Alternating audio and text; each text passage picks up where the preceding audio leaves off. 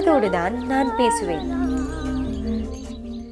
உங்கள்கிட்ட ரொம்ப நாளா பேசணும்னு இருக்கேன் மேடம். இப்போ லைன் கிடைச்சிருக்கு, பேசுங்கம்மா. குடும்பத்துல நிம்மதியே இல்லைங்க மேடம். என்னம்மா ஆச்சு? எனக்கே ஒரு 15 வயசுல கல்யாணம் மேடம். சரி. அப்ப நல்லா அலைஞ்சு திரிஞ்சு 3 மாசமா அலைஞ்சாங்க, பொண்ணு கேட்டு கட்டுனாங்க. சரி.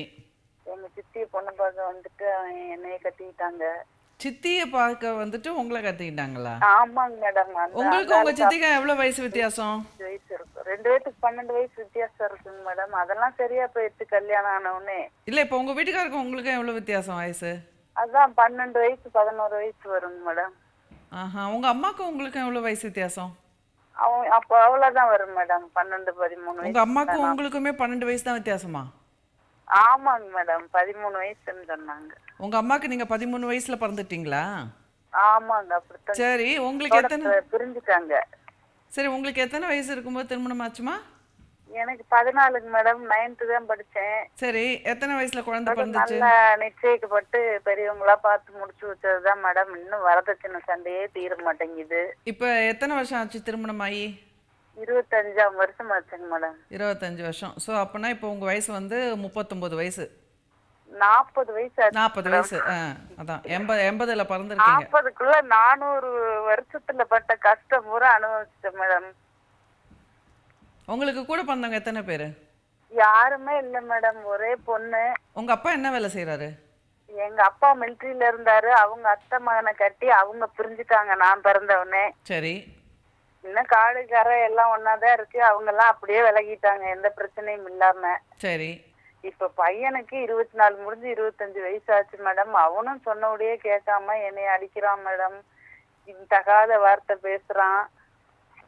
பொண்ணும் பாத்தீங்கன்னா 10thலயே ஒரு பையனை காதலிச்சு அது ஒரு பிரச்சனையை கொண்டு வந்து அதை சால்வ் பண்ணிட்டு மறுபடியும் மண்ணெண்ணெயை ஊத்தி பொருத்தி அது கொஞ்சம் நல்லாகி கோயம்புத்தூர் ஜிஹெச்ல வச்சிருந்துட்டு அது ஒரு கல்யாணம் ஆகி 2 பிள்ளைங்க இருக்க ஆளை கல்யாணம் பண்ணிட்டு போயிடுச்சு மேடம். நிம்மதியே இல்லை வாழ்க்கையில. எனக்கு யாருக்கிட்ட சொல்றதுன்னே தெரியல. பல முறை நான் உங்கள்கிட்ட பேசணும்னு நினைச்சேன். இன்னைக்கு தான் கிடைச்சிருக்கு மேடம். வேதனையா தெரியல. வருஷத்துக்கு 10 நாள் வாழ்றது. நான் வந்து இந்த நோயாளிகளை பாத்துட்டு இருக்கேன் மேடம். பீலமேட்ல இந்த அமெரிக்கா ஜெர்மன் இப்படி விட்டுட்டு போயிடுறாங்கல்ல அம்மா அப்பாக்கெல்லாம் அப்பார்ட்மெண்ட் வீட்டுல.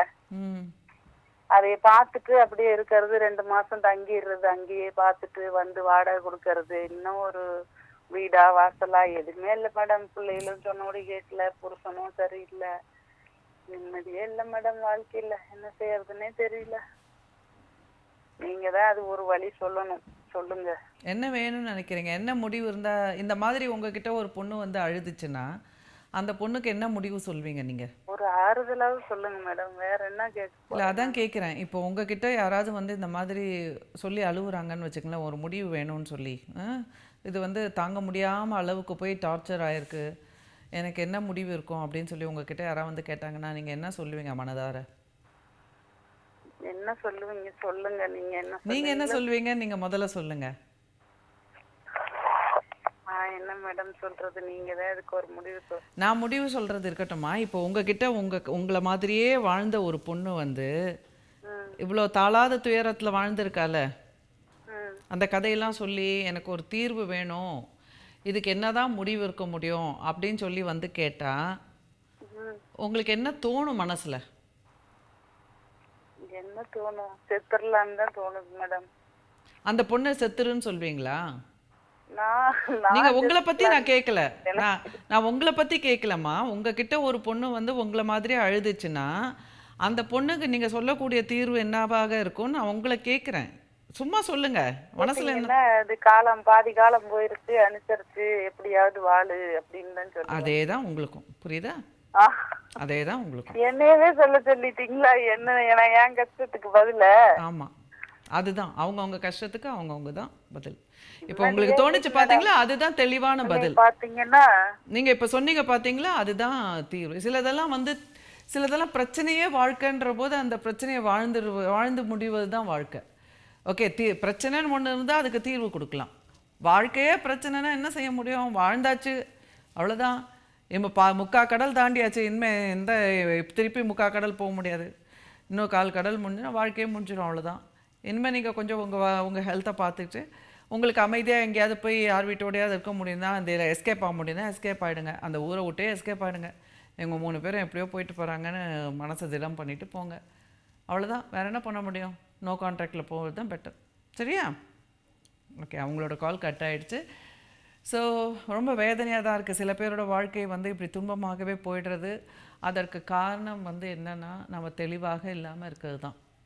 நம்ம வந்து கொஞ்சம் நம்மளுக்கு வாழ்க்கையில் ரொம்ப அப்யூஸ் வருது, இந்த மாதிரிலாம் நம்மளை வந்து இது பண்ணுறாங்க அப்படின்னு வரும்பொழுதே முழிச்சுக்கணும். இளமை காலத்தில் வந்து அதை விடக்கூடாது. இளமை காலத்தில் வந்து பழகிட்டோம்னா இந்த மாதிரி அடி வாங்கி திட்டி இந்த மாதிரிலாம் பழகிட்டோம்னா அப்புறம் வந்து வாழ்க்கையை அழுது அழுது அழுது அப்படியே பழகிட்டோம்னா அப்புறம் அதுலேருந்து வெளியே வர முடியாது. வயதானதுக்கப்புறம் வெளில வந்து என்ன தான் பண்ண முடியும்? ஸோ அதனால் நீங்கள் வந்து தியாகம் பண்ணணும். குடும்ப வாழ்க்கைன்னா தியாகம் பண்ணணும்.